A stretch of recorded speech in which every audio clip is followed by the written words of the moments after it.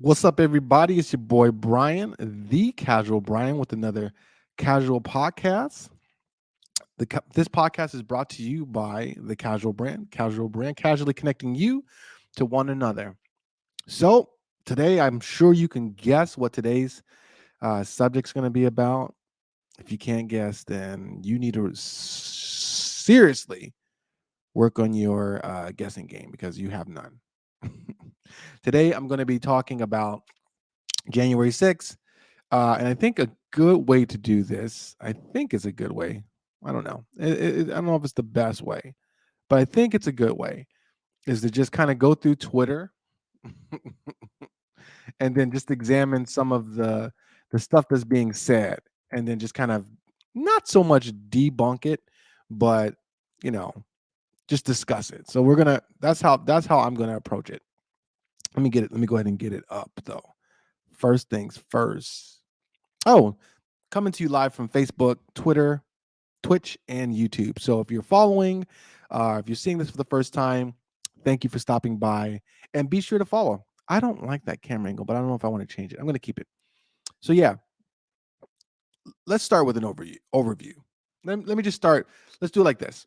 I'm going to give you my thoughts initially, and then we're going to go into Twitter, because Twitter, I think, has a lot of the pulse, if you will, of how people feel.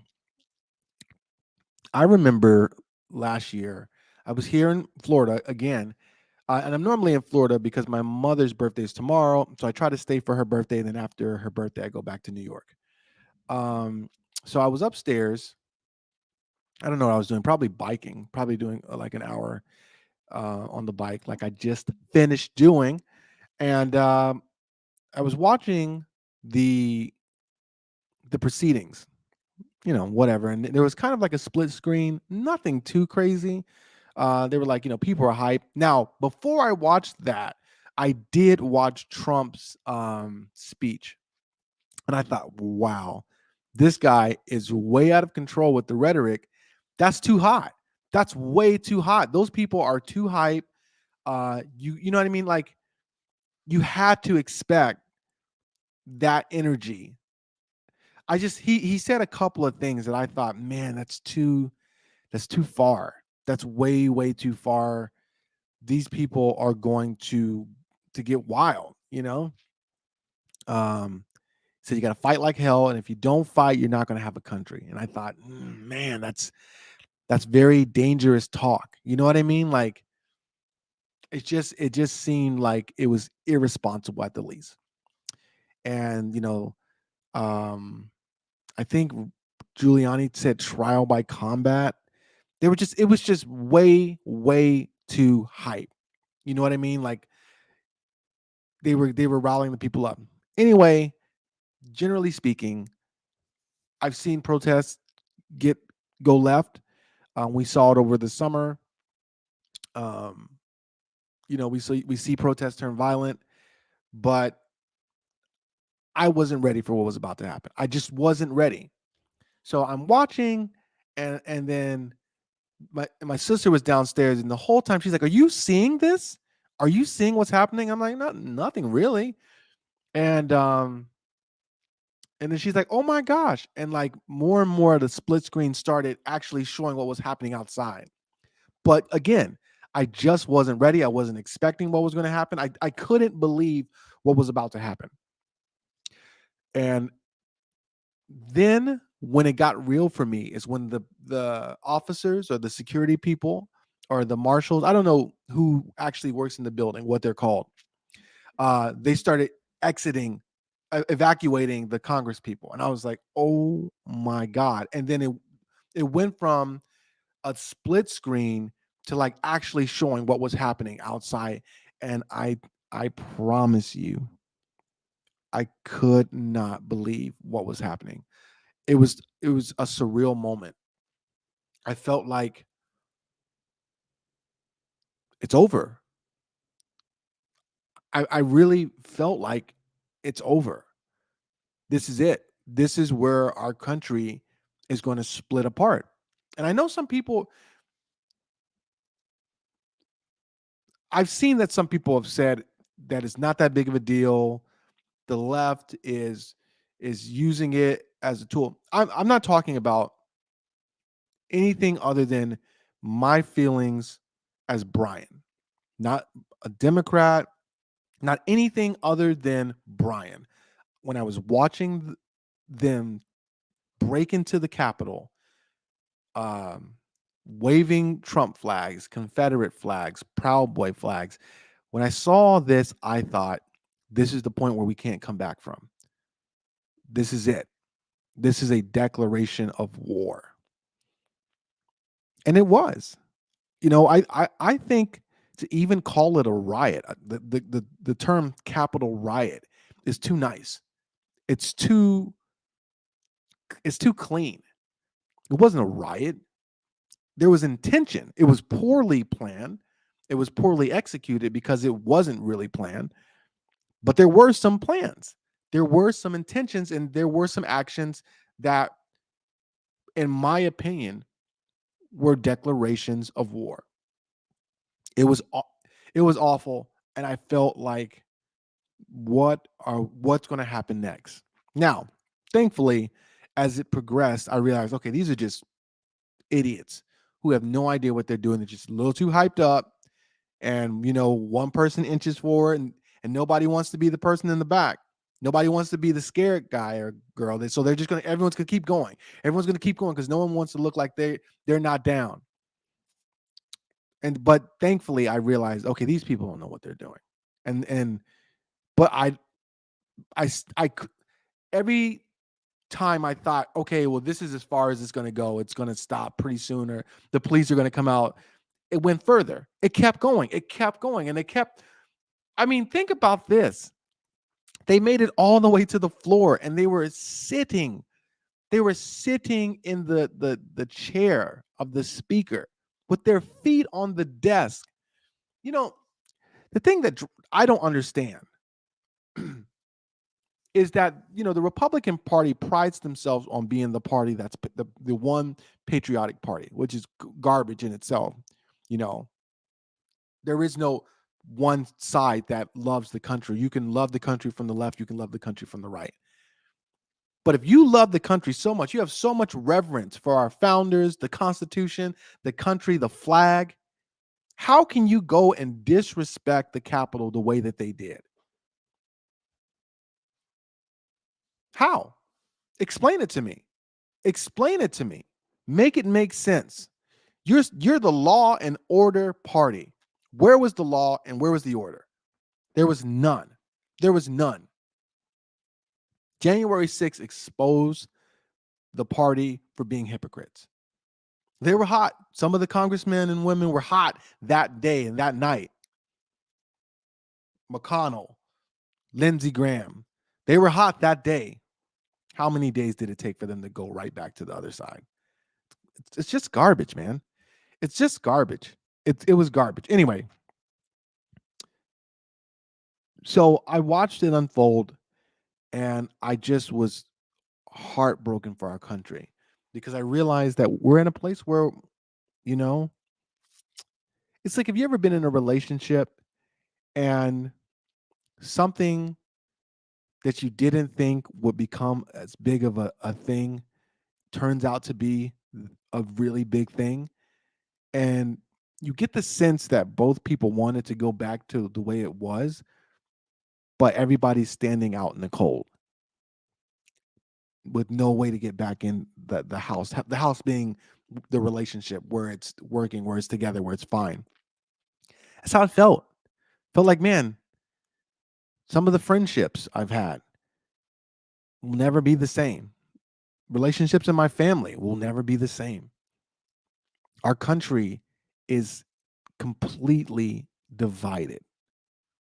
People that I've respected, people that I've loved, people that I've liked, we're completely divided. And this is the result. This is the result. A lot of people are worried about 2024. I'm not worried about 2024. I'm not worried about anything, to be honest, because it is what it is. We are here. We are in it. But 2022, this year, these elections, It's going to be it's I think it's I'm concerned that it's going to get messy because we are not de-escalating. We are escalating. The rhetoric is not de-escalating, it's escalating. The name calling, the labeling, the way we describe the other side is not de-escalating, it's escalating. And you know, it's frustrating, man. It's sad. It's unfortunate. It's unfortunate.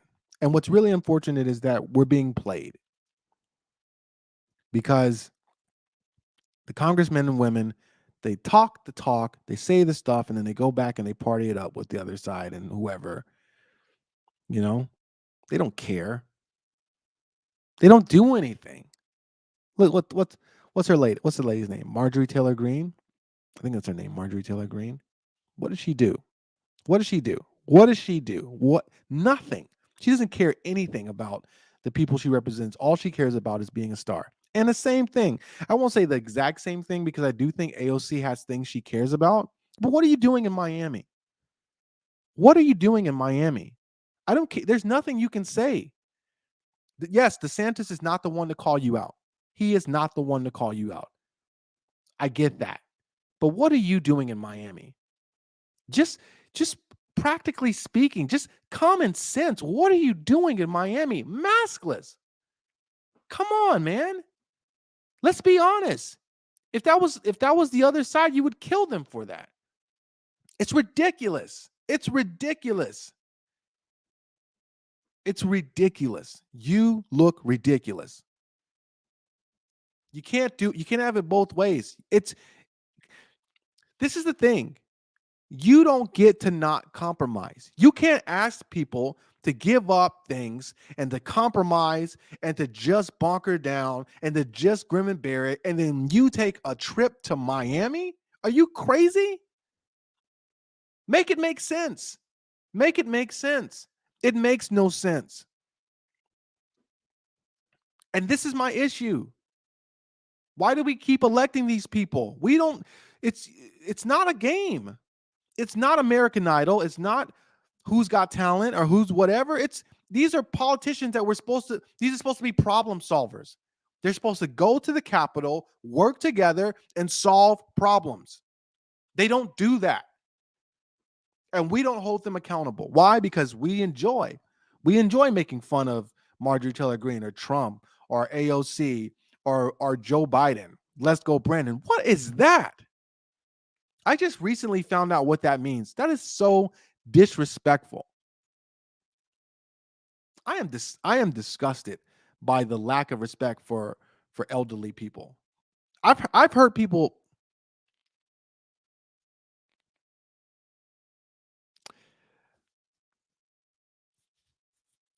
We just need better. We deserve better. But until we demand better, we're not going to get better. You know, we deserve a better pundit. CNN, MSNBC, Fox. What are y'all doing? Come on, you can do better than that. But what are they doing? They're getting smashed by social media, which it's not. Here's a news flash. Make a better social media page. Use social media. Use the platforms on the internet. YouTube, Facebook, Instagram, TikTok. There's nothing stopping you from producing great content on those platforms. Yes, TV used to be the thing, just like radio, but now it's not. Produce programs for streaming. The platforms are available and you have so many resources. There's no reason why you shouldn't be making killing content. It's not you against social. But what do? You resort to clickbait and getting people angry because that'll get them watching. I think Fox is worse. I'm sorry. I think in the order of garbage, it goes Fox, MSNBC, CNN. Because all they do is just like how terrible the other side is, and the other side is lazy, and the other side is this, and the other side is that. How about you report the news? How about you just say, hey, this happened. This is what happened. These are the facts. But all we get is spin. Classic spin. Ron DeSantis was out with his wife. No, he wasn't. He was out on vacation. That's fine. That's news. We can take it. We're adults. We understand that even though he's a leader, he can go on vacation. But don't spin it. So anyway, January 6th is awful. And this idea that they're trying to play it down is garbage. So, but don't take my word for it. Like I said, let's go to Twitter and let's look and see what some of the people are saying. Where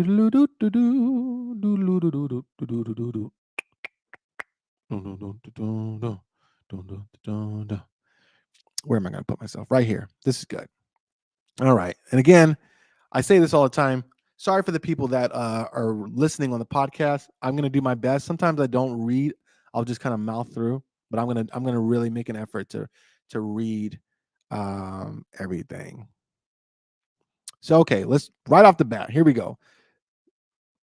Kamala Harris equates January 6th to Pearl Harbor and 9/11, to which Meghan McCain says, this is really wildly disrespectful to the veterans. How? How, Meghan? How is it disrespectful to veterans? Huh? How? I'll tell you what's disrespectful to veterans: beating police officers with American flags, storming the Capitol, rubbing feces on the wall of the American Capitol. That's disrespectful to veterans. That's disrespectful to all that they fought for. And here's the idea, too. January 6th, no matter how much you want to downplay it, is a historic event. Okay? It's a historic event. Yes. If you are only looking and considering the loss of life, it is not anywhere near. But it was an attack on our Capitol where people actually got inside the buildings. It is historic. Yes, it is historic. And it's also a moment where we saw a huge crack in our democracy. So it is historic. No one should have to walk that back or apologize. It is what it is. Oh, I don't know if I want to start with Candace Owens. I gotta ease into it. The Buccaneers are releasing Antonio Brown today. League sources. What? I thought he was already gone. So here's the issue. I'm going to take a quick break from January 6th. Antonio Brown was hurt. He didn't want to play. They wanted him to play. And then Bruce Arians cut him. That's the whole thing. Antonio Brown has released text messages showing that he was trying to tell them that he was hurt. Bruce Arians was like, you need to play. It's wrong. It's just wrong. It's just wrong. And that's what they do in football. And I don't like it. It's hard. It gets harder and harder for me to like football and to watch football because they just use those players up and then they spit them out. And yeah, they pay them millions of dollars, but I'm not going to get too far into it because it's just, there's a whole system designed to let them come into the league, have money while they're in the league. Really, they're just like renting. They're loaning those people that money because they know they're not going to keep it. They know they're not going to invest it, and they know that they're going to be broke by the end of it. And then they get out of the league, used up, bodies beaten, destroyed, and they're broke. Fewer than half of the Republican Party, fewer than half of Republicans say that they are willing to accept the results of the 2020 election. What is that? I mean, it's literally like we're living in an alternate universe.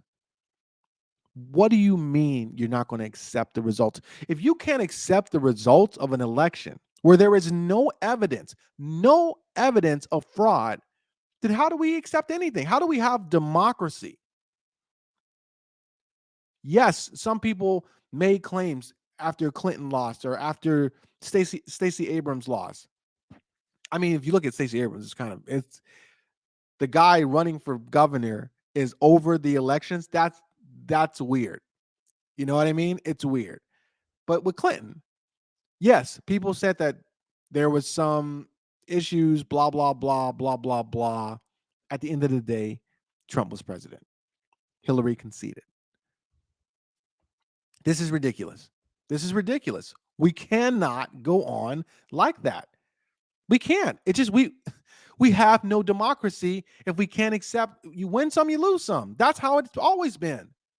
That's America. That is what makes America great. You win some, you lose some. People were excited about Obama, and they went out and they voted. People were excited about Trump. People are excited about Trump, and they went out and they voted. And then people were excited to get him out. And so they went out and they voted. We had the most historic turnout for voting. And Trump just lost. That's all it is. He lost because he's a horrible, horrible person. We can debate on how good he was as a president. But Trump lost because he's a horrible person who was in over his head and did a terrible job. In my opinion, terrible job, in my opinion, horrible person, less opinion, more. Show me how he's not. The View. Yeah, we're gonna slide past The View. I'm not a fan of Whoopi-less views. I think without Whoopi, it just gets out of control.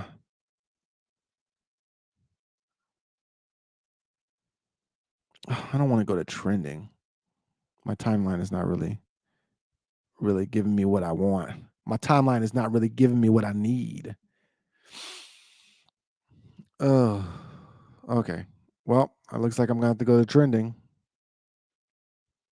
Got all that MMA though, you know what I mean? Like there's a lot of MMA. What can I say? What can I say?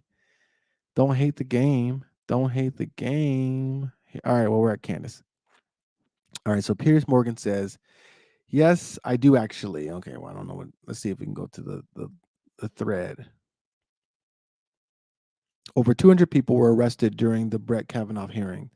They stormed the Senate office building, barricaded themselves in offices to stop the vote, and faced a range of charges, including assault, disruption of Congress, and obstruction. Was that a threat to democracy? Oh my gosh. I mean, I think I believe that Candace knows she's reaching, but you know, I don't know. Yes, I do. But this link explains why comparisons to January 6th is wrong. So Pierce says that he does think that they were a threat to democracy, but you can't compare them. I think to say that they're a threat to democracy it doesn't make sense. What was their intention? Their intent does the swearing in of a judge, is that a linchpin? Is that how important is that to democracy? I just you can't even compare the two. I would say they're trying to stall or disrupt the natural flow of government, but to compare them is at best lazy. The people on January 6th were trying to stop, quote unquote, the steal, meaning stop the election from being certified. It's literally trying to stop democracy from happening. So I don't know how you can compare the two. To me, it doesn't make any sense at all. Um, but it is what it is. I think Candace Owens is. I think she's dangerous. Liz Cheney confirmed she told Jim Jordan when he tried to help her on January 6th, "Get away from me, you effing did this." He did. He's responsible. He's responsible. He is responsible. Jim Jordan is one of the worst. Jim, him, I want to say Holloway and Ted Cruz, I just can't with these people. Just the worst. OJ, come on now. Get out of here, OJ. Get out of here. Law Lawmakers share testimonials of January 6th. Yeah, I don't need the testimonies either. I'm good. We all know what happened. Our democracy is under severe attack. Statement on January 6th. So all the politicians are making statements on January 6th, which, I don't really care about what Bernie Sanders. I have a pretty good idea what he thinks. I'll just say this. Never forget. Never forget what happened on January 6th. Because not only can it happen, but but something worse can happen. If we don't remember, if we don't take this serious. Never forget, man. And they're trying to make us forget. It seems kind of like, I don't understand why so much of what the right seems to want to do is forget. Forget slavery, forget civil rights, forget Jim Crow, forget this, January 6th, but never forget 9/11. I think we should remember it all. I think we should teach it all. Why are we forgetting some things where we don't look good? No. It's kind of garbage. Join members of Congress and me at the U.S. Capitol for an event sharing members' testimony.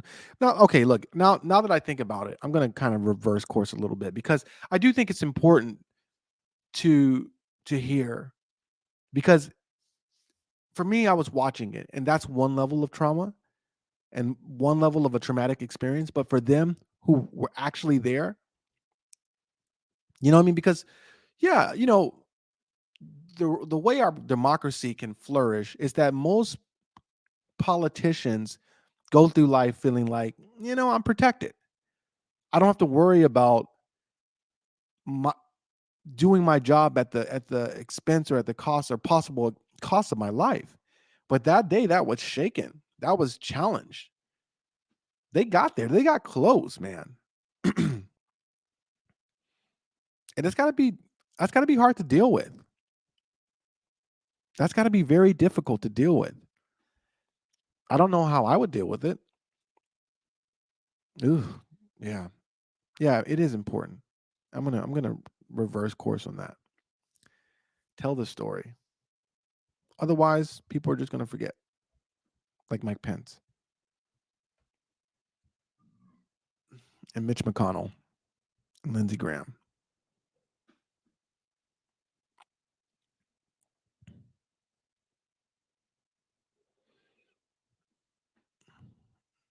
We'll be getting Omicron. It's just like it just puts me in the feeling where like you know what I mean? I'm not even like convinced that like I haven't got it. I've had a couple of sniffles, I've had a couple of sore throats. I mean, my throat's been a little sore sometimes.